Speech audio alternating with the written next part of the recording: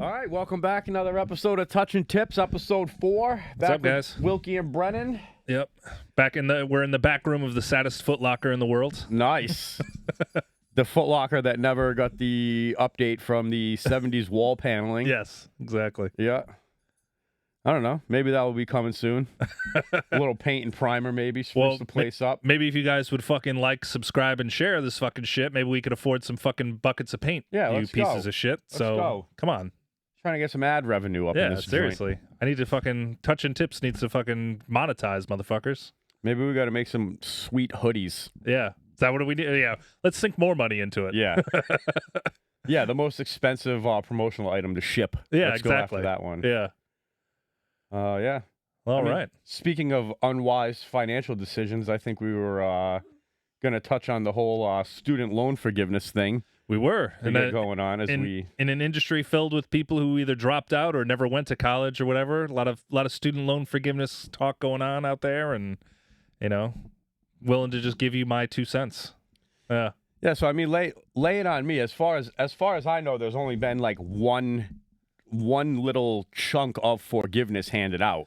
Yeah. And I know my wife got like a little bit of relief, if you want to call it that. Oh, did she got a taste of that? I believe so. All right, good for her. Yeah. But well, it's like $6 billion, but we're like $1.7 trillion in student loan debt. So it's like, what the fuck are we even doing here? It's like it's a drop in the bucket. I feel like we should have called I'm gonna look up the U.S. debt right now. Like how much of the total student loan forgiveness? Yeah. Like what ratio of that is the actual like U.S. debt? Oh, like consumer debt? Yeah. Oh, yeah. No, not consumer debt. Like us, like owing other countries billions of dollars because. Oh well, I think I was gonna say I think we owe like $30-something trillion. We're like pretty far into fucking debt. No, but I mean, to me, like student loan forgiveness, I don't know. I think it's a touchy subject, or it's at the very least, it's the kind of thing where I don't really know if there's a perfect solution to it. Because I do think those loans are absolutely predatory. I think they just, completely preyed on 18-year-olds, and they have been for probably 20 years now, who thought that just because they got a fucking college degree, they were going to get a goddamn corner office job, But that's just not the case. It's not even worth the fucking money you pay for it half the time. Not even half the time, probably most of the time. But at the same time, they're handing out all this money, and it's just like so transparently a political ploy. I mean, it's like, $6 billion isn't helping anybody in a fucking problem that's really $1.77 trillion, And on top of that, you're still handing out these fucking loans. It's not like they said, oh shit, these loans are predatory and shitty and we shouldn't be doing this to our kids. Let's forgive these loans and then stop doing this. You're still fucking handing out loans on the other side. So it's like all of this money you're forgiving, you're still loaning people the fucking money. And in another 12, 15 years, it's going to be those people who are bitching about student loan forgiveness. Yeah. So to me, it's just like, what the fuck are we doing with student loans? Like, it's insanity to me. Yeah, I mean, to me, it's just like, it's just another example of like corporate money mongering, like ruining everything. Yeah. Look at the examples in European countries. Like college is free. Yeah. Like if you want to better yourself, it's free. Yeah. That like the people who are running the countries, like what do they look at? They look at it like if we have more educated, more skilled labor, like our country will be better. Yeah. We don't have people killing themselves, trying to feed themselves, being in debt, stressed out. It's just not a happy model to go by. That's not the model in the U.S. though. We prey on the next generation. That's how it just works. It's one generation just being like, how the fuck can I fuck the next one? And in turn, we're just as guilty. Like all the people who are calling for the student loan shit, they're just as guilty as the other ones. Because to me, it's like, if somebody forgave my student loans, I would then be like, okay, cool. Well, we need to then reform the system to prevent this from happening to future people. But nobody wants to do that. Everyone just wants to pick it and be like, I can't afford. Well, I mean, it's a valid concern, but I can't afford rent and blah blah blah. I can't afford to live in that fucking house and blah blah blah. And it's like, all right, cool. We relieve your debt. But what happens when this next person in 12 to 15 years is in the same spot you are? Are you going to lift the fucking ladder up behind you? Like, what the fuck, guys? Yeah. To me, it's absolute madness, And it's wholly avoidable. Like, just don't be a cocksucker about it. Like, we don't need to, colleges don't need to charge as much as they do. You have fucking endowments, dude. Like, you know what the Stanford endowment is? Or like Harvard, I think, is the number one. It's like $60 billion. They could literally, off just the interest alone, not charge anybody fucking tuition. Yeah. Like, you have $60 billion just sitting in a fucking bank, like collecting 7.5% interest every year. Like, go fuck yourself, And yet you're going to charge people $60,000 a year to go to your fucking school? It's probably more than that now, actually. It's probably depressingly more than that. But yeah, it's a broken system, man. I mean, take like the Ivy League schools out of it and just look at look at Colorado. Yeah. Right? How much money are they paying Deion Sanders? Yeah. And all of the athletes that Deion Sanders now wants to give NIL deals to. Yep. Where's all that money coming from? That money's coming from the student athlete. Well, or not student athlete. It's coming from the student tuition. Yeah. Like they're getting that money from somewhere. It's coming from the chump who spent his entire life, dreaming of going to Colorado and then fucking having to spend $48,000 a year to do it. Yeah. And then in turn working a job that he hates every day and being in debt until he's 65 years old. Yeah. So also Deion Sanders can have the fucking a 4-star recruit at D-back, Yeah. That's it. That's the whole system in a nutshell. And yeah, I mean, I don't know. I think education should be free. I think though we're too far along into this system to ever have that be a reality because what, you're going to make it free all of a sudden? Then all these people that have degrees that they paid $200,000 for are fucked. So you'd have to make it free and cancel all the debt. The kind of thing where it's like it would be a multi-trillion-dollar swing. It just would never happen. I think that's the thing. Like you have 50% of the people who have already made it over this bridge, right? Like my sister's a solid example. She's 9 years younger than me. She's gone through school and she's got her everything paid off. Yeah. You know what I mean? Like she did it the right way. Yeah. And I think that's like a rare rose of how things are going to go down. Yeah. And I also think my sister's like enlightened enough and a nice enough person with a good enough heart to be like, we should do the right thing for everybody else. Yeah. But I think that's the minority in this state. Oh, very much so. Everybody else that had like the grit, the determination, the gusto, whatever you want to call it, to get all these tasks done and then go and get everybody paid back. And like that was important to you. Yeah. And now it's not going to mean shit. Not that it's not going to mean shit. They're going to be the least amount of the people in the population being like, oh yeah, all these other shit bums that couldn't do what I just did. Yeah. Let's make it easy for them. Yeah. You know what I mean? So I feel them from that standpoint. Yeah. Like if you just went and did all of this and then now you got whoever's trying to drum all the votes up telling you that they're going to do this and that for the idiots that do participate in the Roman circus. Right. Why would you be motivated at all to be like, yes, let's make that happen? Yeah. Like I have scratched and clawed my way onto being one of the 1%. Well, and let me just elevate all these other stupid mice that can't get out of the water bucket with me. Yeah, not to mention it just is in your best interest to not do that. Yeah, to not let those people fucking, get out from underneath it because you did do it the right way and now you're reaping the benefits of it, And yeah, to me, it is it's a problem without a solution. But at the same time, like something needs to be done. Like I just don't understand how they can continue to operate at this level because it's just going to keep continuously grow more expensively or more exponentially expensive, and you're just not getting the money return on it. Or or that's probably what will end up happening is you'll just have a wave of kids who don't end up going to college.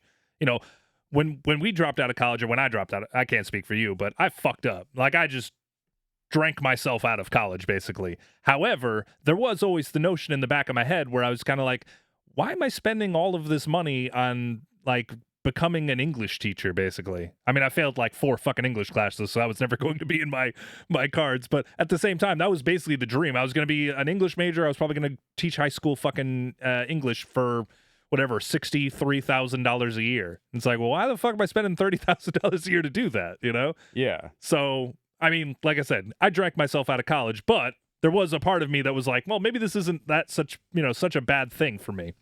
But now, then I fell into the restaurant business, man, and I'm sure like everybody else, you get used to the money and you realize looking around, like all these people that are coming out to the bar and like, kind of looking down at you thinking like, oh, this guy's, they don't ever say it, but you can always kind of feel it when they're like, oh, this guy's a fucking loser. He's a bartender. It's like, bro, I don't have any student loan debt. I own my own house and I fucking do this, man. And I make probably more money than you do. Yeah. And yeah, the job market just isn't there for the people who like graduate college and expect to just be handed a six-figure job. It just isn't there.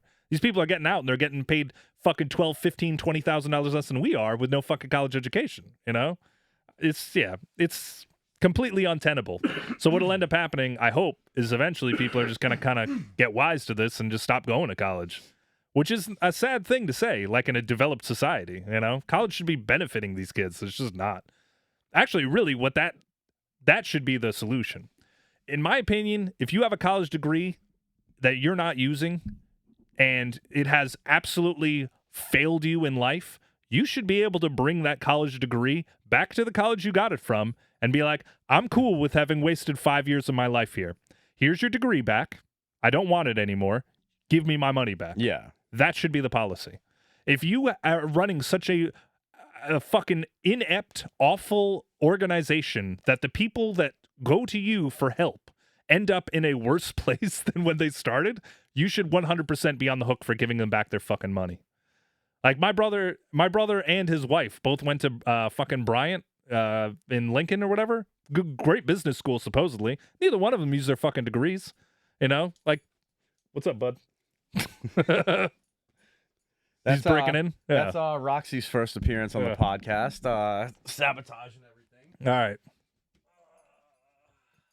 What's the deal? You gonna sit? What are you doing? Sit down. Come here. I'm dropping knowledge on people, man. I got fucking dogs looking at me. Yeah. Good girl. Yeah. So I mean, that's kind of just where I'm at with it. Like if you literally don't get shit from your college degree, you should be able to show up at the fucking dean of admissions office and be like, yo, give me my fucking money back, you fucking swindling piece of human shit. I mean, I think that's what it boils down to, is that this is like, it's a snake oil. It's a snake oil bit. You know what I mean? Like how many, like. Yeah, come on down. We'll give you a fucking, a $300,000 a year job. Come wait in line for 4 to 6 years, and maybe your life will turn out all right. Yeah. You know what I mean? So probably won't. I just, circling back to what you're saying, like, yeah, like I did drink myself out of college, but I also feel like I like enlightened myself out of college at the same time. I was working at a restaurant, so I was like, I already had like that money coming in. Like I was already making way more money than my peers. Yeah. Like I would look around and see these kids kind of like on their student loan stipends, like they'd get a little bit of, Florida had a great program when I was in. It was another giant fuck up in my life where I got like a 75% ride on my tuition just for doing okay in high school. Okay. Sweet. So, you'd get like, it was called the Bright Future Scholarship. So you get 75% of your tuition paid. I think they covered like a percentage of your books. And it gave you, maybe it was something for like food or something too. I don't know what it was, but I just remember these kids being like, oh, I got to stretch like this $600. You know what I mean? I'll be like, I'm going to make that in like 3 days. This is a time when like $150, $200 was like a good shift. Yeah. You know what I mean? You're just like starting out.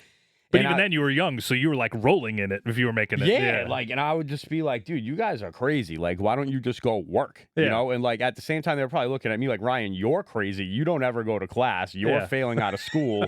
Like, you're not even going to be able to And another thing, like, I lived in like fake campus housing.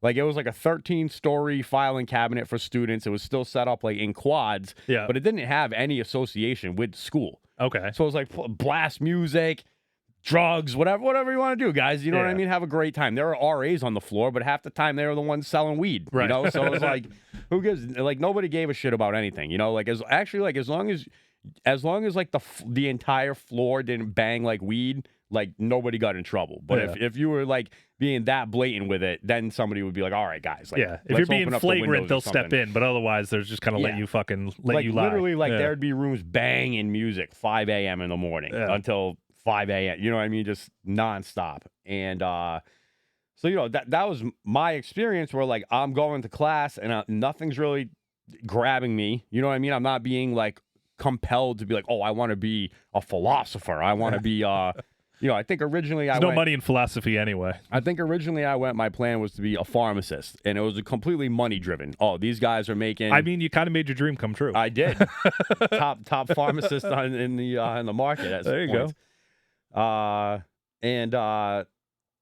Yeah, I don't know. So it's like I had my family telling me that I was making a mistake, and me being like, "You guys don't know what you're talking about. You didn't go to college either. Like I'm the first one in this situation, So I don't know. To your point, I'm happy that I didn't go through with it. I don't think I ever would have found like happiness at an office job, at a lab job. Like at the end of the day, I think my family was hyped up on the train of being like, they got to go to school. They got to go to school. Everyone's parents were.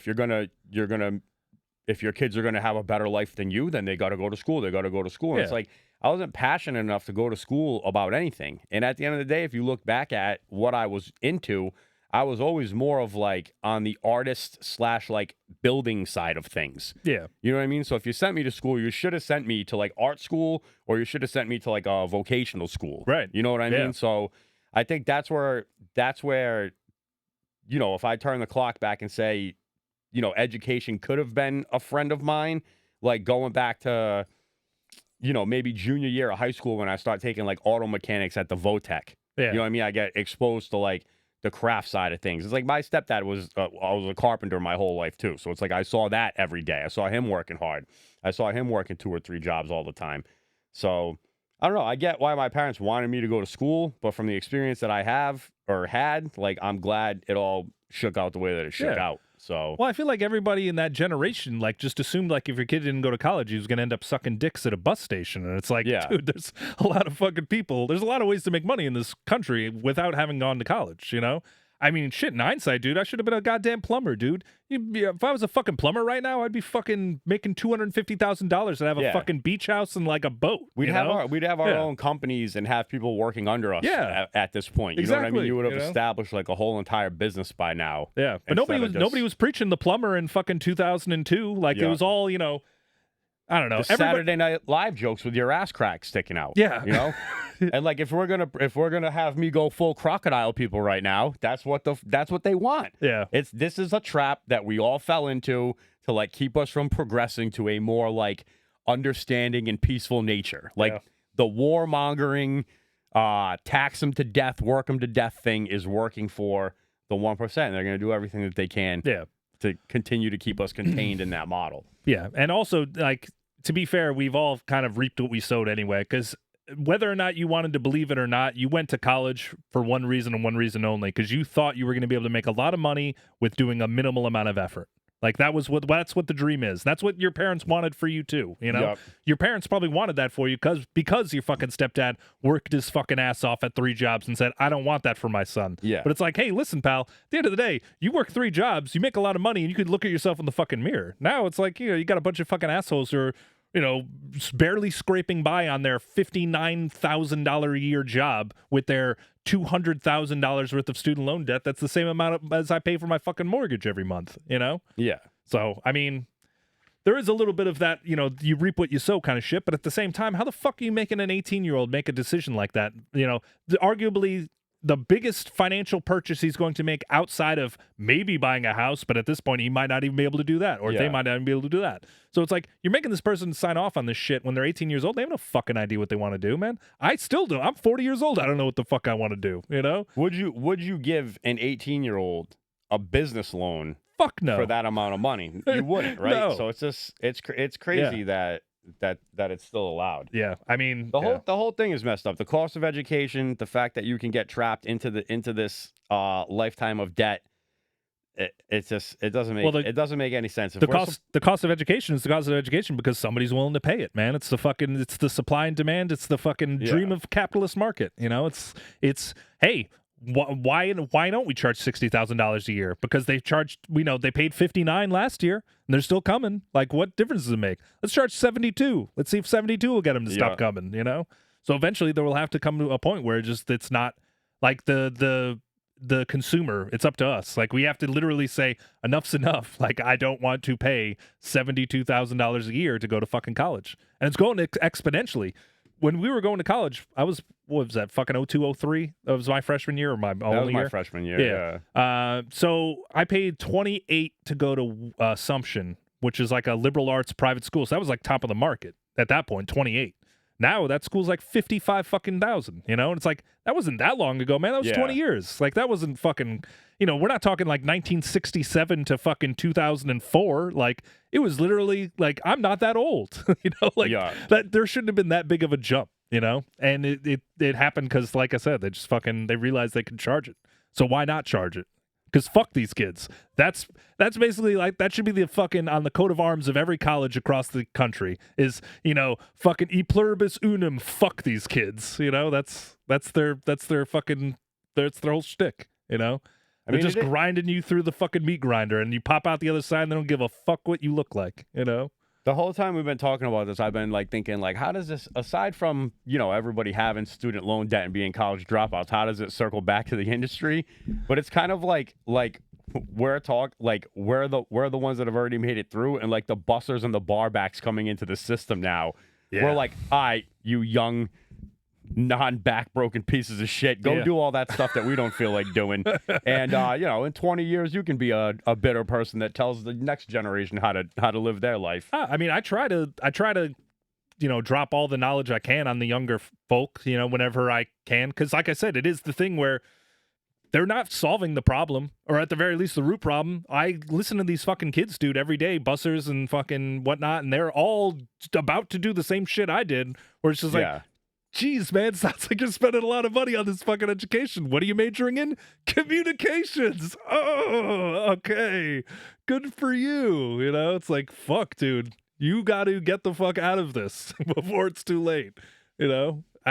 So to me, I just can't understand how it's a problem that's been going on for so long that they've literally decided, like, on the other side, like, we need to start forgiving this student loan debt because it's fucking untenable, but yet we're still handing out these fucking loans. Like, it's just insane. Like, it's gonna get worse before it gets better. I think it's gonna get way worse, man. That's what people aren't understanding. I think they think that this is like somehow like, you know, that like Biden and all them are actually fixing the problem, and it's like, dude, in another 10, 15 years, we cannot continue on this path. Like, some crazy shit's gonna happen, I think. Yeah, like when do we use the guns?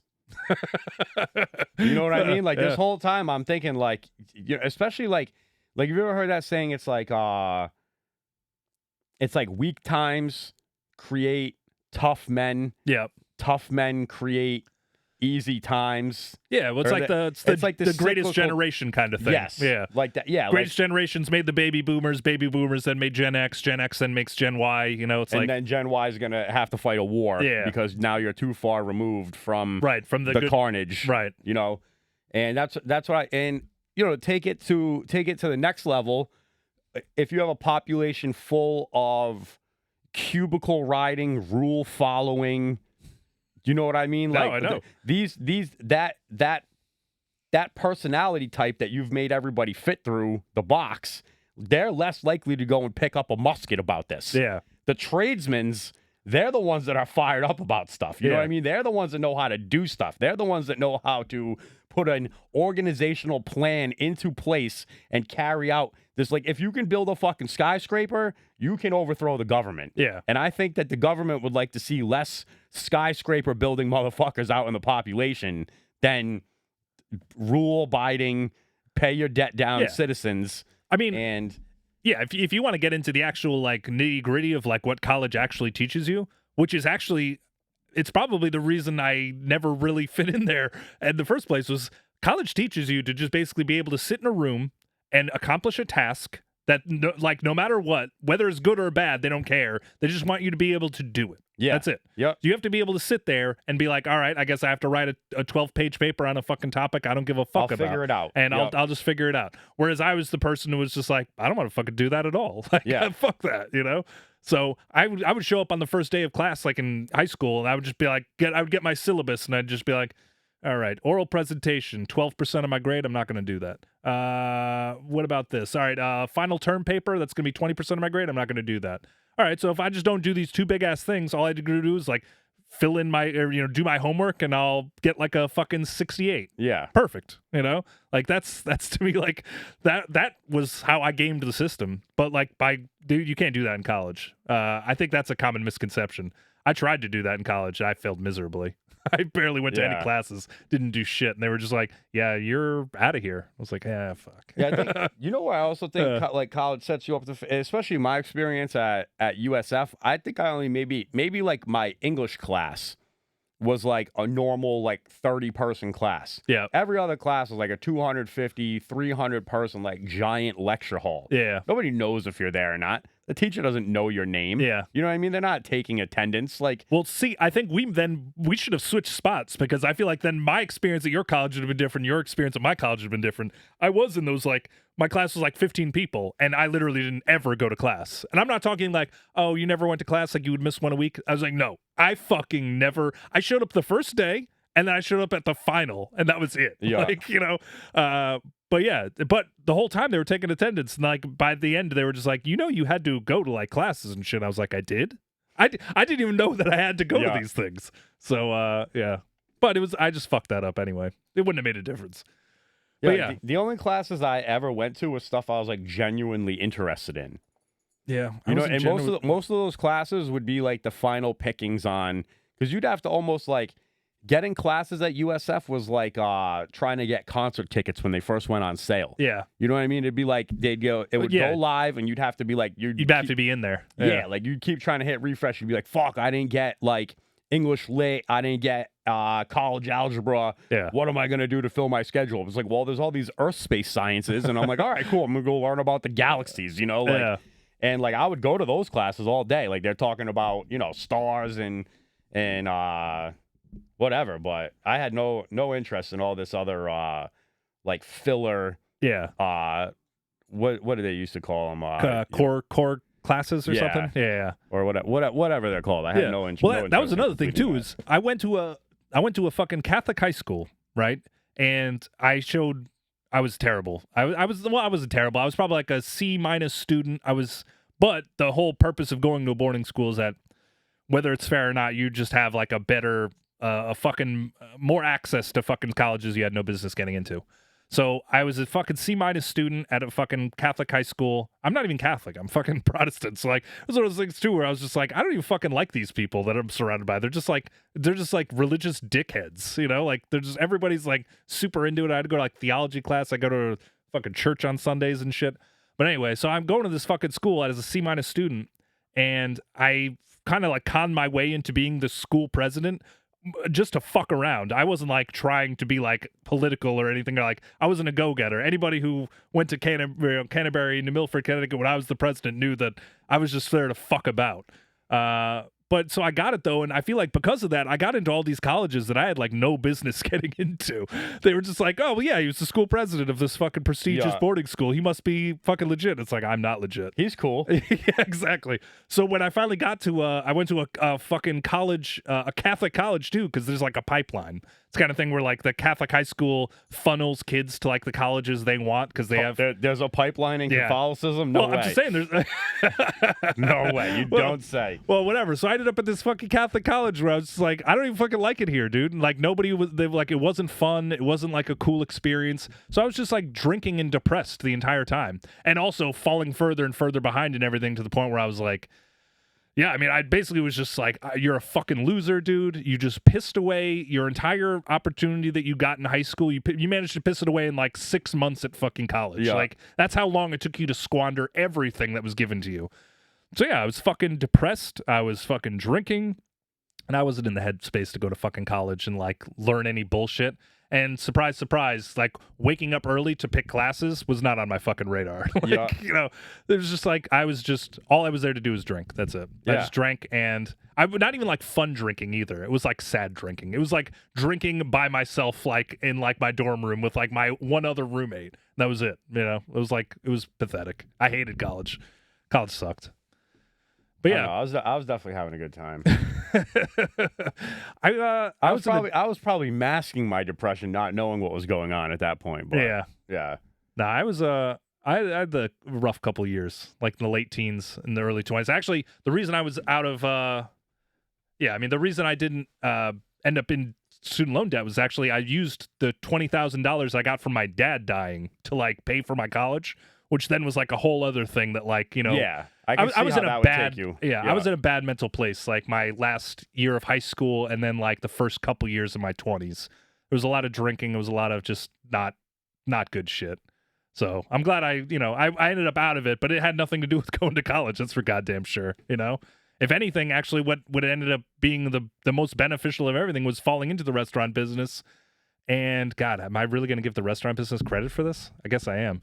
But it kind of it's just taught me that, like, you know what, man, like everybody has fucking problems, dude, and you got to fucking deal with it. Yeah. Like nobody gives a fuck what is going on in your life. You need fucking rent at the end of the month. Yeah, get it? You know, like. So I mean, that kind of helped you, and actually, in a lot of ways, it taught me that. You know, the world doesn't start and stop at my convenience. You know, like you got to, at the end of the day, get shit done. And that's what I did. Yeah, it might be our boy David Goggins that says this, but he's like, nobody's coming for you. Who's David Goggins? You don't know David Goggins, bro? No. He's like this like distance runner. He used to be in the military. He's like, this is like the motivational guy you were talking about the last time, right? Or yeah. like, I think it was a lost episode. Yeah. Maybe, yeah. He goes on Joe Rogan a lot. He's like he looks like a distance runner. You know what I mean? And he just says like mean stuff, but it's like inspiring. You know what I mean? Yeah. Basically, that's what he says. Nobody's coming for you. Yeah. Like, get your shit together. Like, yeah. If you want a life worth living, like, you have to make it happen for yourself. Yeah. And I don't know. I think, it kind of goes back to that, those people that went to school and paid their debt off already.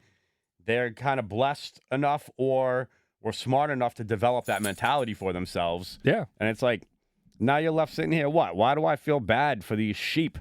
Like, that's kind of like, I was a sheep for a long time. I'm probably still a sheep. But I do have a little bit of wolf in me. Yeah. That it does resonate with me. These people like looking down at these idiots, being like, "Why would I help them?" Yeah. Like if the shit hits the fan, and we have to go back to being like a hunter-gatherer society, are you helping out the shit bums? Probably not. I'm not. Like, unless they're like my family. Yeah. You know what I mean? Or like somebody that I But even then, if they're close enough to be my family, it's kind of, you then have to pull them aside and be like, yo, you're being a shit bum. Like, you could correct the issue, yes. But I don't know. It's like we are in that part of like weak men make weak times. Yeah. And like, are you going to fall into being a weak man, or are you going to, I don't know, have discipline and all these other characteristics about yourself to pull yourself up by the bootstraps and make it happen. Yeah. And I mean, let's be clear. I don't think by forgiving student loan debt, I guess what's the way I can word this? I don't think that like that people are wrong for wanting student loan debt forgiveness. I do disagree with necessarily how they're going about it or all of that shit, but I do think that they deserve to have had a better shake earlier on in their life. However, like, you still have to fucking figure out, like, I'm not going to listen to you fucking complaining about your student loan debts while you're, like, vaping, like, go fuck yourself, dude. Like, I had to quit. While you're even, go on. I'm just saying, like, I had to quit smoking when my second son was born because smoking is expensive. I love to smoke. It was my favorite fucking thing. And it was, like, the last vice I had, you know? So I had to quit when he was born because I fucking could not afford it anymore. Yeah. So when I see a homeless person on the side of the road smoking a butt with a sign that says homeless, I almost want to throw a fucking beer can at him. Like, go fuck yourself, dude. Like, you're homeless, you can fucking afford it. That's a $15 pack of cigarettes you're smoking, you motherfucker. Yeah. Like, go get a sandwich, Fuck you. But at the same time, I have empathy for people who need help, I don't have empathy for people who will not help themselves. And I think a lot of the complaining, a lot of the bitching about student loan forgiveness are coming from, middle class to upper middle class kids who, you're going to be fine. You know why? Because your parents are going to take care of it. Don't worry about it. You know, the people I feel sorry about are the people that like come from low income families who got like wrapped up into this fucking student loan debt. And now all of a sudden they tried to better themselves, but they're either just as bad or worse off than they were before. And I do think that's probably a lot smaller of a part of the population than people are willing to admit. I think those people are the people that should be specifically singled out, where it's like, your student loans are forgiven. We've fucked you, Yeah. Yeah. Whereas if your parents' income is like $175,000 a year and you have a house in, fucking in Plymouth, Massachusetts, I don't feel bad that you have $100,000 with student loan debt. Yeah, like if you'll be able to figure it out. You'll be fine. If you've never considered earnestly the '89 Corolla in the Auto Trader magazine, yeah, exactly. Maybe you can have a little bit of forgiveness, right? Or you can't. You know what I mean? Or if you have student loan debt and you're driving around in a fucking Lexus and you're complaining to me about fucking student loan bills, go fuck yourself. Go get dude. a '99 Camry and pay that shit off instead. Get a Corolla with crank windows, and then we can talk. If you're somebody like, I didn't fall into a massive amount of debt because basically I quit going to school once my scholarship was like, you can't have the money anymore. Me you too. know what I mean? Yeah. So I think maybe, like, I've probably paid more money in my life to go to rehab than I've paid to go to college, you know, just because of the scholarship, how it broke down, you know? So if you're somebody in a predicament like me who ran up a bunch of debt, never got a degree, and you don't even work in that field that you chased the degree for, I would say, wipe that shit away. Yeah. You know what I mean? Like, you're somebody who got preyed upon, or the system didn't work out for you. But it's tough for me to say, like, would I love to see my wife's student loan debt get wiped away? Yes. But do I think it's fair? Probably not. Like, she's using the intellectual property that she gained from participating in this to now earn an income. Yeah. If anything, maybe wipe away the crazy interest that has accrued on this. Like, right. You know what I mean? There was a point, I don't want to get too far into it, but there was a point where, like, they changed the withdrawal date of her automatic payments, right? But they never checked to see with something else. Now, so she was paying late every single month. Every month. Yeah. So now she was in a field where if she had worked in that field for 10 years, she could get student loan forgiveness as long as she paid her loans on time. But she was paying her loans late by one day for like 3 years. Unknown to her, you know what I mean? She thinks she's doing everything right. She's trying to grow as a professional, I called, they set this up for me, everything's good to go, and just another way that, like, a little thing that slips through the cracks can go and fuck you, and it's like, that's a way to, like, basically you're not asking for a forgiveness, you're earning the wipe away by working in that field for 10 years. Like, that's just a thing that exists. And it's like, now you kind of took that away. Yeah. At the same time, too. So, which principally doesn't even make sense anyway. Like, you know, it's like, we're going to forgive your loan if you work in this industry for 10 years. It's like, guy, if I could work in this industry for 10 years getting paid the amount of money I need to, I wouldn't need you to fucking wipe out the loan. Yeah. Yeah. So I don't know. To me, like I said, the solution is if you go back and I want to return my degree, because honestly, the only thing that gives me like the pause to like help other people in that regard, where, the reason I don't really give a fuck about student loans, it's because at the end of the day, it benefits me to have you in a massive amount of debt, over your student loans, because like, at the end of the day, I didn't finish college. So it's the one thing I have going for me is that I don't have to pay taxes on the money that you've decided that you don't want to pay anymore. Yes. The $6 billion that you gave out didn't come out of nowhere. That's coming out of our money. It's not coming out of like the president's paycheck. Yeah, exactly. It's not like fucking Bill Gates is going to step forward and be like, "Don't worry, guys, I got that one. That one's on me." It's like I don't want to have to pay for something that then puts you ahead of me. So if you want to return your degree and just consider the 4 years you at college a complete waste, fine. You return it, you don't have a degree anymore, and you have all of your money back. Yeah. But don't think that, like, I'm sure you have buddies.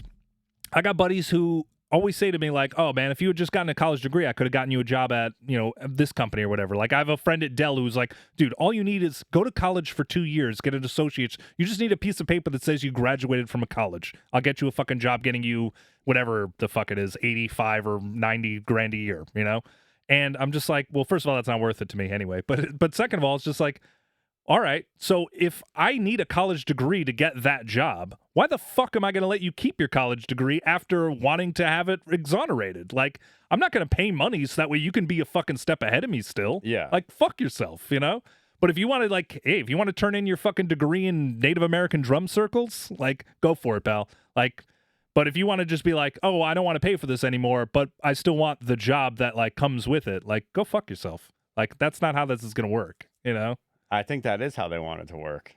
Yeah. And that's why there's going to be this like continuous stalemate, like. Yeah. Well, to me, that's not fair. The people that this could benefit the most are the ones that are like too busy working and trying to survive to like organize themselves into like a way to help themselves. Yeah. You know what I mean? It's probably the biggest reason why college didn't work out for them in the first place. Yeah. They couldn't see the forest for the trees, essentially. Yeah. And it's like, now you're left with this. The people who are making all of the noise about it are essentially the ones that should probably be not making any noise about it at all. Yeah. So it puts the people that are on the split about it looking at the issue. Well, who's making the noise about it? It's all these people I don't have respect for. Right. Fuck them. It's college kids. Yeah. So. Oh, speaking of college kids, actually, have you been in Providence at all past like couple days? Bro.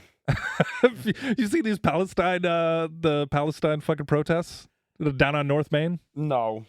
I've heard. Go ahead. You expand. Well, upon this. so I'm just driving home on Monday night or whatever, and I pass by these fucking this like mob of people who are just like out front, literally the most stereotypical shit you could possibly imagine. Just all in parkas, all with like bongo drums, fucking kumbaya-ing it through the night. It's like, it's 11 o'clock on a Monday, man. I don't even know what building you're in front of, but I don't think it has anything to do with Palestine. So, like, what the fuck are you doing out here? And then, oh, my God, my favorite part, though, was so they had, like, this big crowd of people. It was great turnout, And then I drive by on Tuesday night, and it's, like, 7 sad motherfuckers with bongos. And I'm like, dwindle it already. Left, yeah. It's like, oh, God. I'm not working tonight, but I almost want to just drive through there tonight and just see the one sad motherfucker left with the Free Palestine t-shirt, Like, God, it's just, God bless them for thinking that their opinion matters on anything, but it really just doesn't. And they just are so misguided in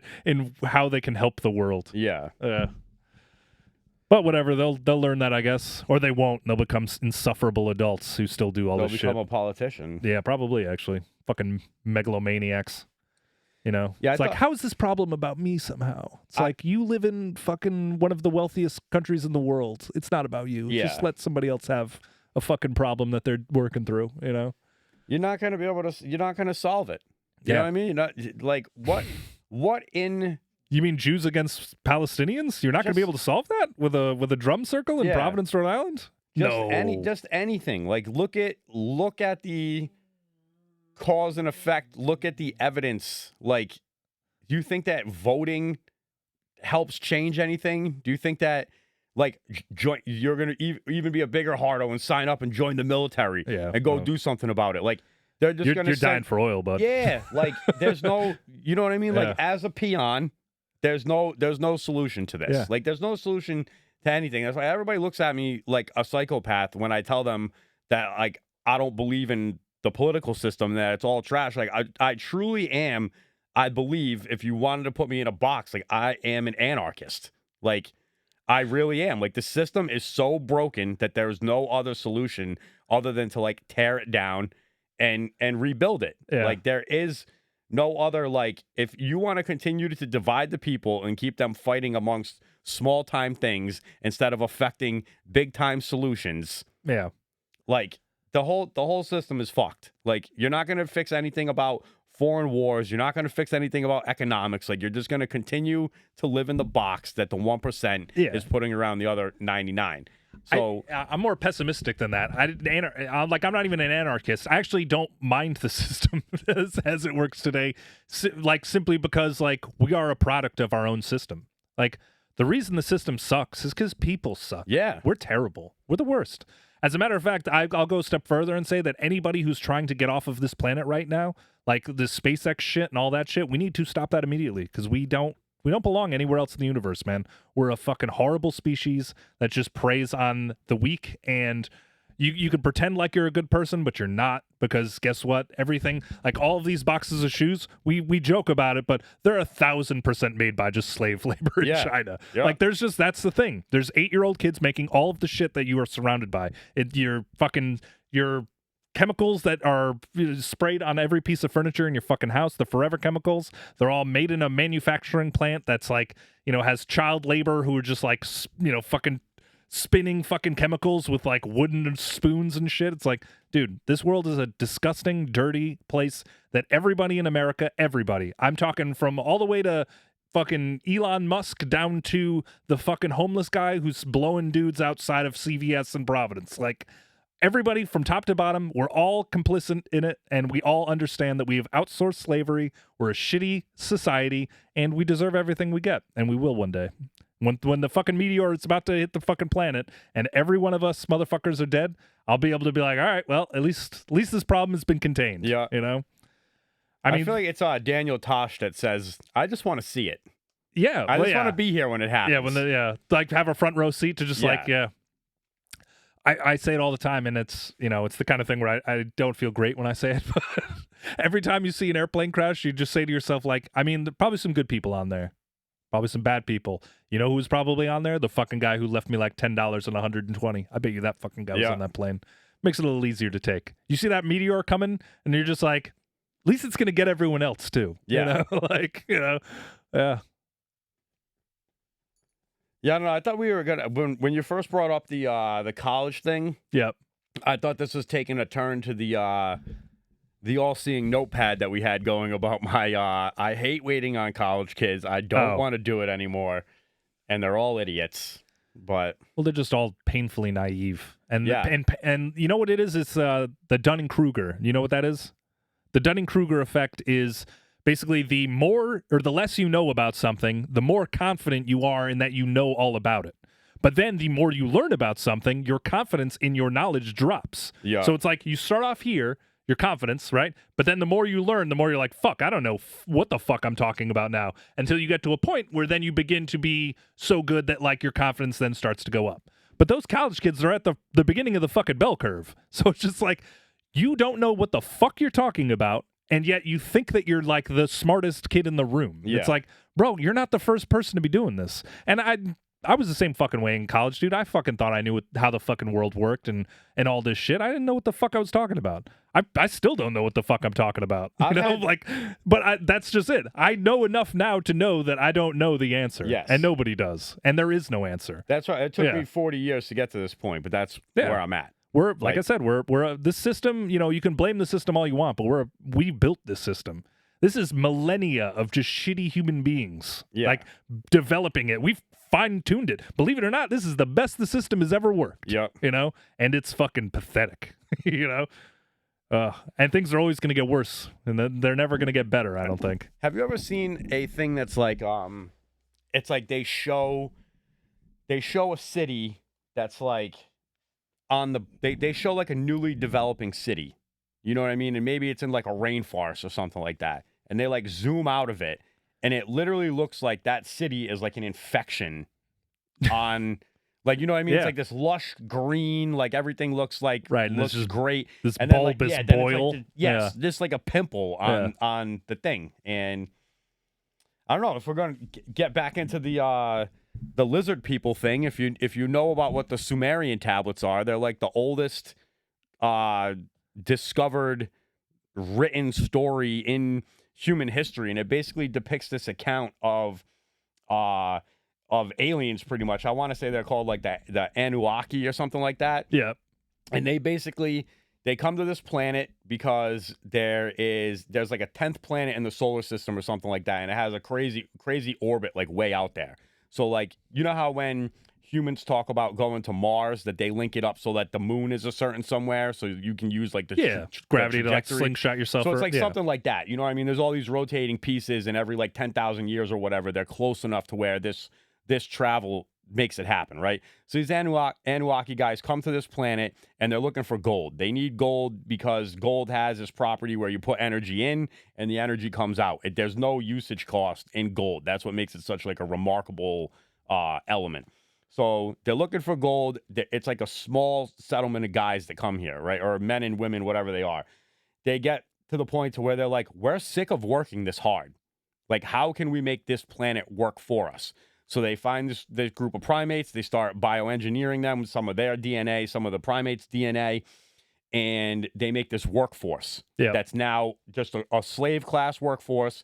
And they know that this planet has a history of floods, meteor impacts, and everything like that. So their whole plan is to just create this labor force and exploit the labor, and then something's going to come along, and it's just going to wipe them out. This planet experiences mass extinctions on a cyclical level. So they're like, it's going to get them. And little did they know that they created the most unkillable cockroach known to the universe that just survives every flood, every meteor impact. We're like the everything. Japanese choke root of fucking organic life. So the story takes you on this tale where now there's a split in ideology between these people, right? Because the women of the group are having to carry these mutants to term. They're having to birth these hybrids. And, you know, the scientists of the community are like, well, we could just let them fuck. And they're like, well, that's going to be a problem. You know, like they knew the error of that. And whatever, then I want to say there was like a civil war that went down, and it got so bad between the two parties arguing about whether or not to give them creationalism or whatever that's called, that, you know, one party was just like, we're killing them all regardless. You know what I mean? This science experiment has gone too far. And one of them had a special relationship with one of the humans, and that's supposed to be the genesis of the Noah's Ark story. So he tells, you know, the Anunnaki guy tells his buddy who's like the human hybrid, hey, bad stuff's gonna happen. You might want to prepare for this. Yeah. And he prepares for it, and they make it through. And if you think I'm crazy, look up the Anunnaki tablet, or not the what the hell did I just say they were called?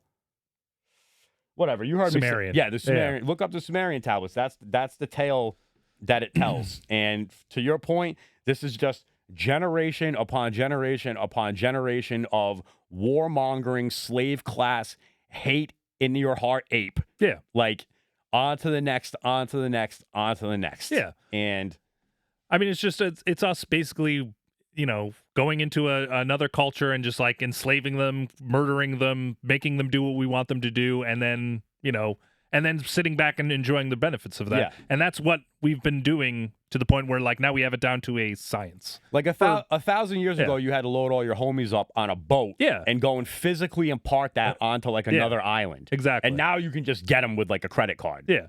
You know what I mean? Like, they've made it so easy to just make that happen. So lizard people. You know, another interesting point about the lizard people, I'll shout out Randall Carlson, who puts some great content out. He's kind of like a self-made educator. He's from he's more of a tradesman that got into learning about this knowledge, and now he's made himself a platform, and he talks about it. But he basically makes this statement. He says humankind went from riding on horseback to going to the moon, supposedly, in like 3 or 4 generations, right? You at least made it into space in 3 or 4 generations, right? Yeah. So your ability as that warmongering fucking hate ape to go from riding on a horse to building a spaceship happened in 4 generations. Yeah. Right? But humankind has been now documented to go back at least 1.3 million years or something like that. Yeah. So how many 4-pack generations going from horseback to spaceship is 1.3 million years.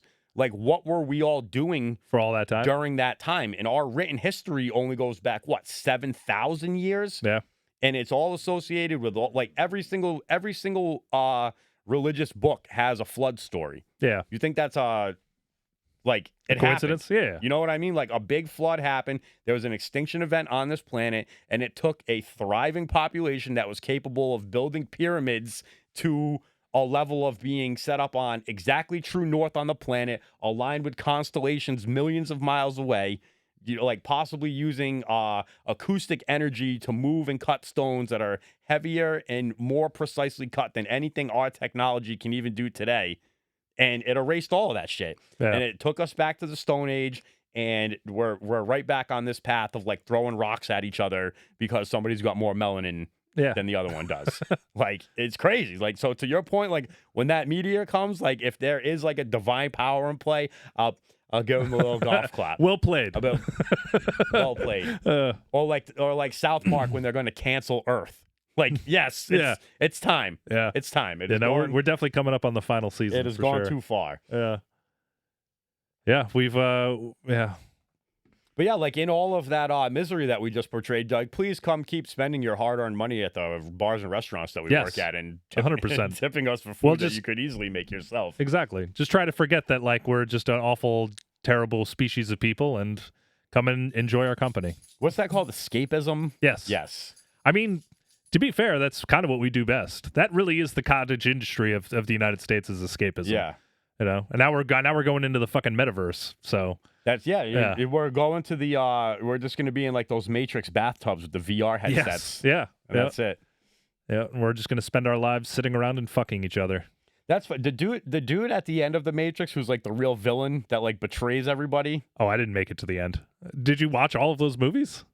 Yeah. Yeah. I walked out of number 2. Bro. That was it. Number 2? Yeah. That was a fucking terrible movie. It doesn't even all right, let me set the Oh, scene. no, you know what? I'm sorry. I walked out of number 3. That's what it was. Yeah. Yeah, maybe 3's a little too 3 gets to the point of like we're going to have a drum circle about Palestine. Yeah, 3 was actually that was the first movie I ever walked out of. That might be the only movie I've ever walked out of. Actually, no, I walked out of Fahrenheit 9/11 too.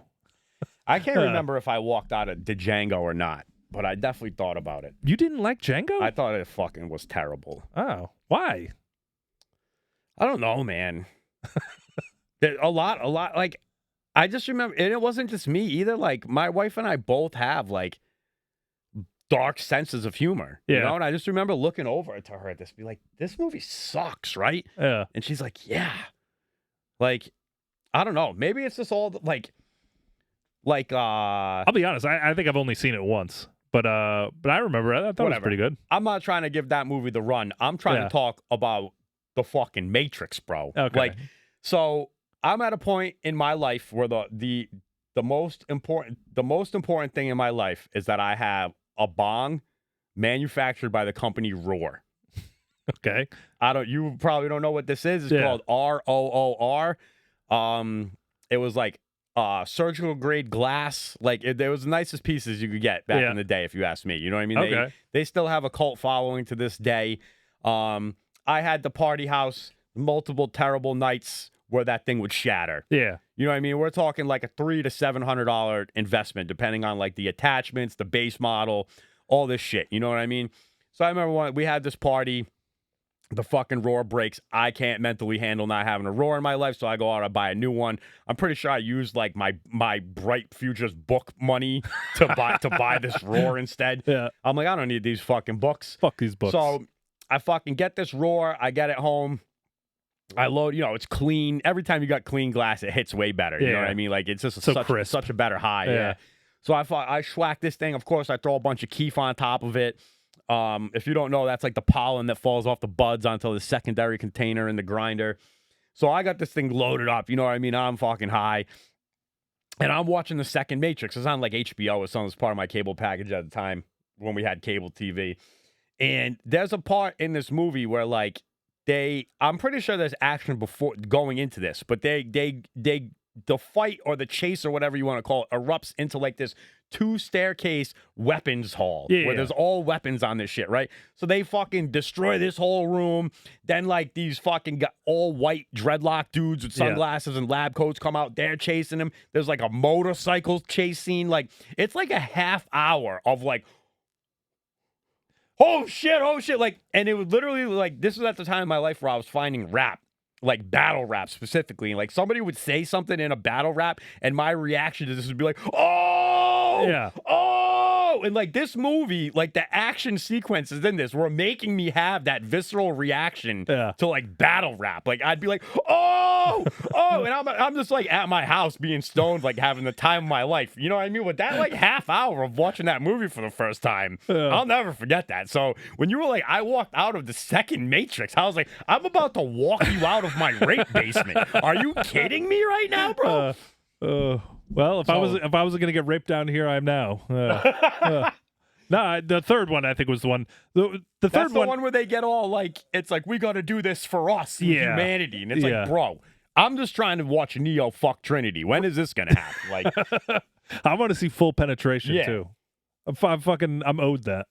I've been sticking around here for long enough. Yeah. What do we got here at this point? What time is it? It's 11:30. I think we started maybe an hour ago. Yeah. All right. Well, I don't know. Is there anything else? Yeah, I'm just trying to get to this point of when Jameson was here, we were talking action movies. All right, so we're going to circle back? Yeah, because I feel like I had a list going. Oh, actually, the other day it was slow on Friday, so I went home and I watched Indiana Jones: Temple of Doom with my boy, Damn, my middle son. I got to get on. So that. now my middle son has now seen all of the Indiana Jones movies. He's fucking 10 years old. You haven't seen any of them. You're fucking 40. Are there any titties in them? No. Damn.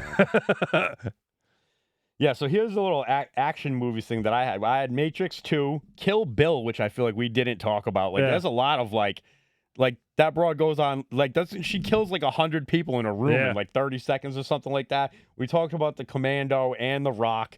Gone in 60 Seconds, I feel like we didn't bring up. Yeah. Maybe we're just loving on Nicolas Cage too much. Well, I love Nicolas Cage, but I'm not fucking hate cars. That's I hate cars. Yeah, and the Fast and the Furious, so... No, Nicolas Cage is fucking awesome. I feel like he is not cherished enough for what he is. I also you know that he has like a goth metal son that shows up to him on red carpet appearance, and they never give him any love, but he's always got like leather pants on and shit. Like his name's probably like Terrence. Oh man, we got so into Nicolas Cage's son, I forgot what the cool thing I was gonna bring up was. Oh, talking about Indiana Jones, right? Another tangent that I went on about how like Hollywood throws like the truth in our face a lot. Yeah. There's Nazis in Indiana Jones, right? Yeah. So where is what continent does Indiana Jones take place on? Well, I mean, a couple of them, but like he's specifically, does it take place when the Nazis show up in South America? South American Nazis. Let me think here. I think it was pretty much in the Middle East in the first one, and the third. Yeah, but I mean, they're both in the Middle East in the first and third. He starts off, and so they're not telling you about the Nazis moving to Argentina. No. It is funny though whenever you see a like an Argentinian soccer player with like the last name Hines, and you're like, that's peculiar. Bro, you want to hear a funny thing about this? My wife, she used to be on like the I want to say it was like the reunion committee for one of her colleges, right? And this is like, she never makes me do like silly wife stuff. Like I've never had to go apple picking. None of this nonsense, you know? So this one time she's like, we got to go and have brunch with this couple. And I'm like, brunch with a couple we never met before? Like, no, I'm the one that makes us do this dumb stuff. You know what I mean? So I go there, and it's these people. They're from like, I'm pretty sure it's Argentina where they say the Nazis escaped to, right? Yeah. I think it is. That's like the myth. They're Argentinian. They have a newborn, but the newborn looks like he just got back from Oktoberfest in Germany. Like those are the jeans. No.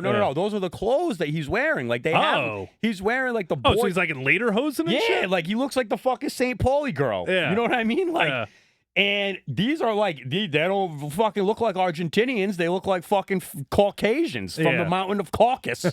And I'm like, the whole time, I'm like, and this is like, I want to say this is before we got married. So this is like bordering on like a decade ago. You know what I mean? So the whole time I'm sitting here like my leg is shaking. I'm like, I fucking can't wait to tell her about this. I fucking can't wait. I can't. Fucking Nazis. I can't even focus on anything these people are talking about. You know what I mean? The whole time I'm like, and we get back in the car and I go, yo. Fucking Nazis, right? No, because I don't think Renee had been like forced to watch all of this. I probably still had cable at this time, so she didn't know about it. Like I wasn't on YouTube like I am now. You know? Yeah. So we get back in the car, and I'm like, your friends are Nazis. How did she take that? Well, they weren't really like her friends. They're just somebody that she went to college with and stuff. I feel like she was more like she has a lot of book smarts in history and stuff. You know what I mean? So for me to lay that the Nazis escaped World War II and moved to South America, she's like, what? And I was like, it's true. Let's look it up. So... I have a Nazi story for you. Yeah. I don't know if this one will actually make the cut. I'm going to tell it, but then I'll decide later on if I'm going to edit it out or not. This might be a way for us to get onto Patreon. All right. Well, maybe we make a Patreon with a Nazi story. Well, this one's kind of it's a weird one. You know who Hermann Goering is?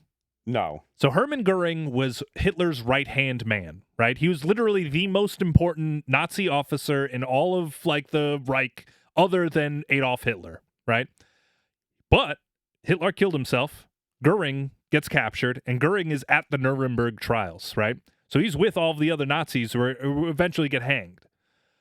My grandfather was a Nuremberg guard, right? My grandfather was of German descent. I think he was technically Flemish or like Belgium, but like I guess like I think his father was German or something. But yeah, but he was the kind of guy where like, he didn't sign up for the military. Like he wasn't like a fucking let's go get fucking Hitler. He was like he got drafted. He's like one of the only fucking people I know, like I've ever heard of, who got drafted to World War II. Like he did not want to go. Yeah. And part of it was the whole like, well, these people are like kind of my countrymen at this point, Yeah. I guess I'll go. He never really talked about shit though when it came to the war. My grandfather was like basically like a father to me kind of thing. Like we had like a much closer relationship than like a normal grandson would have. But I was mad young, and I never really like put two and two together at the time because I was only like fucking 9 or whatever.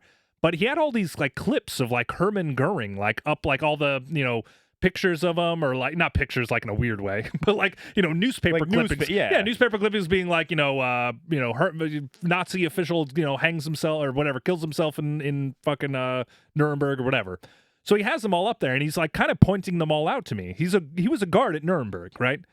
The mystery behind Hermann Goering is Hermann Goering killed himself before he was able to be like, fucking tried and like hung. And he killed himself with a cyanide tablet that like everyone was like, where the fuck did this guy get this from?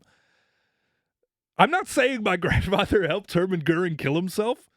I'm saying I think he might have though. Like, because it just all makes too much sense. And also, he was like a weirdo when he would talk about it. Like, the kind of thing where like he was pointing at, the guy, and he was explaining to me the story. And at the end of it, mind you, I'm a 9-year-old kid. I don't know what the fuck is going on. At the end of the story, though, he just looks to me like super severely. He's like, I wasn't the one who helped him kill himself, though. Like, he like was super like I didn't do that. And it's like, I feel like you're protesting this a little bit too much for a kid who's 10 years old, man. So, like, I'm pretty sure my grandfather was, like, a part of, like, military history. Like, he might have been the one that helped Hermann Goering kill himself. Which, if it's true, like, he's kind of little bit of a Nazi sympathizer, maybe. So, yeah, not a great look for the family. But at the same time, I've never been. He died like before I could really like get the story out of him, and he had Alzheimer's, so like he was losing his mind towards the end anyway. But yeah, it was just always something I've always wondered. Like I'm just kind of like, that's kind of a crazy story. Like I get that you don't know who Hermann Goering is, but like in the circles, like anybody out there who like knows anything about Nazi history, it was a big fucking deal when it happened. Like it's like, who the fuck helped this guy kill himself? Yeah, it's like it's like the Epstein of the Nazi party. Exactly. Exactly. It'd be like the same thing if like in 30 years from now, like somebody's grandfather was just like, I helped Jeffrey Epstein kill himself. You know, like, yeah. That's funny to bring to the whole Epstein child touching and Nazi thing together. Have you ever seen I think it's on Matt and Shane's podcast, but he's talking about how there used to be like this thing when rabbis would like circumcise the kids that they would like kiss the kid's dick. Oh man. Or some shit. Like, really? Yeah, like looking like I'm not trying to fucking say they all did it, but it was like Matt and Shane are talking about this, right? Yeah. And Shane, you see him start smiling and he goes, what if that's what it was all about? Like Hitler was like, they're doing what? And he's like, nah, we gotta end this right now. And like, dude, you gotta go find it. Look up Matt and Shane talk that. It is a solidly funny clip to tie this all together. What we're talking about. Yikes. But I don't know. I don't think I got any. I think I was always on the other side of the Nazis just because of my Polish heritage. Let's be clear, I'm not on the Nazis' side. Yeah, but you have the bloodlines. Yeah, I mean, well, to technically, justify it, right? Technically speaking, I'm a descendant of German people. So yeah, those are your boys making. Fuck you! You can't just say your boys. I'm not a fucking Nazi. Like, I'm not saying I'm that far you enough are. removed at this point. Far enough removed. Well, anyway, yeah. I think we should end the episode before I get accused of any other fucking crazy shit. Goddamn Nazis. Cyanide tablets. Yeah. Well, like I said, he said he didn't. I'm inclined to believe him, but at the same time, it's always been in the back of my head. Like, have we had the moment of naming the episode yet? It's like Brennan's grandfather definitely definitely didn't import cyanide tablets into Nuremberg prisons. Yeah, I don't know. Like I said, I'm not even sure if that story is going to make the cut. We'll see how I'm feeling at the moment. But I know that's funny. I don't want to throw too much, so I'll try to say this without saying it. I know a bartender that has a shtick, and it ties back into like you found a recipe for something in a family heirloom. Yeah. Right? And now like you promote this story as if like it's this thing, but you made the whole thing up. Yeah. You know what I mean? Like, you didn't find a family heirloom. Right. This is just some shit you Wikipedia'd. Yeah. You didn't Wikipedia it. Like, I can see, knowing what I know how the creation story came about. Right. You know what I mean? And I don't know how I was trying to originally pull it together, but basically, like, this bartender saying, like, this is from my heritage. Yeah. You know what I mean? Yeah. Whereas it's this like is my Baba's fucking... the same thing. Yeah. Like, you have that like, scrapbook of like Nuremberg trials that's been being pointed at you this whole time. And like, I don't know, like I feel like especially like if you were around your grandfather when he did start experiencing the Alzheimer's, they start getting real honest. Well, in that time. So like if your family like shunned you away from hanging out with them at that point, that would throw even more fuel to the fire. Did you ever see the It's Always? Do you ever watch It's Always Sunny in Philadelphia? Did you see the one where like the Dennis's and Dee's grandfather's like dying or something, and he asks him to go get like his stuff out of storage? And like Charlie ends up getting it for whatever reason, and it's all Nazi shit. And he's wearing like a Nazi like Mac knocks on the door like at the apartment, and Charlie answers it in the full Nazi. He's wearing the Nazi uniform, like eating a banana. It's like the fucking hilarious, like funniest like 10 seconds ever. You know, it's like, oh shit. I saw a funny thing about It's Always Sunny that Danny DeVito was telling, and I think it was like on April Fool's Day or something, and they're doing like a script reading. And so everybody's pranking Danny DeVito in this story. So they write a whole script about how Danny DeVito's character keeps getting raped in jail. And like the whole thing, so they make him act it all out, you know what I mean? The whole thing. And then like the last line on the script reading is like, and it was a great April Fool's Day. Yeah. And like Danny DeVito's like, oh, son of a bitch. Yeah, like. They should have aired that episode. They should have filmed that. It should be like the last one. Yeah. Well, anyway. All right. I feel like we covered a lot of ground. Student loans, Nazis, you know. What else is there to talk about when dealing with the hospitality business? Yeah, that's it. Yeah. You know. I guess that's it, yeah. Episode 4 in the books. Is this 4 or 5? 4. Yeah, you're right. Yeah. All right, guys. Well, go backtrack, check out episode 3, Butt Fucking Burt Reynolds. Yeah, that was a good one too. Yeah. What was number 2 called? Just the Tip. Just the Tip from Jameson. Number 1 was, I can't even remember at this point. Did we even have a title? I think we had a title. We had a title, yeah. Yeah. Either way, go back and watch the other ones. Like, follow, subscribe. Don't be fucking assholes. We're trying to make money doing this. So yeah, fuck you. Let us help us touch some tips. Yeah. Signing off for Roxy. Thanks for making an appearance. Peace. All right, later, guys.